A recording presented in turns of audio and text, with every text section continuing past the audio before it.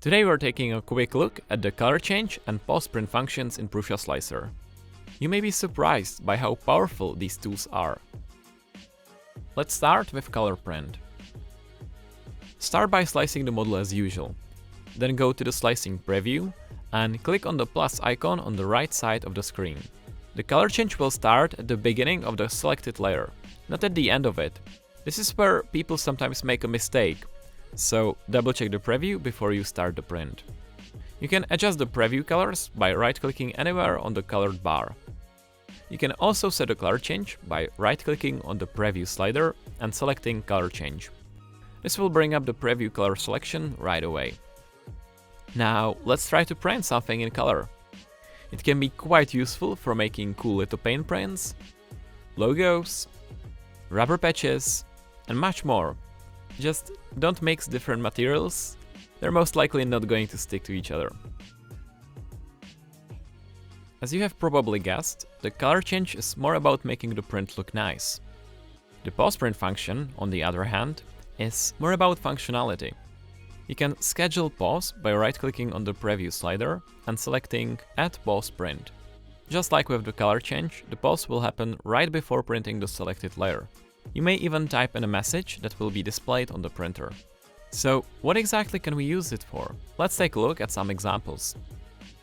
The most common way of using post-print is inserting nuts to make a nice and compact appearance of the model. All you need is to prepare holes with enough clearance. 0.15 mm in every direction should be enough. This clearance is a good start for more or less all inserted models, by the way. The next use of scheduled print pause is inserting magnets. It's great for printing tabletop games such as D&D or Catan. But there are a few things to consider. First, you need to find the magnet orientation. This can be tricky, so we suggest using a permanent marker to highlight the correct orientation. Next, secure the magnet with a drop of superglue. This will prevent it from sticking to the metal parts of your printer. Finally, spread a glue stick on top of it to improve filament adhesion. Sometimes you can use post-print and color change both in the same print to make something nice and useful. You can try printing maracas, scuba rattles, whistles, and much more. The post-print function also works great for various repairs. Take a look at this zipper pulley made with TPU and a piece of wire. This one has been working for 6 months. Then of course you can use post-print for inserting electronics, making protective cases, and even combining filament translucency and LEDs.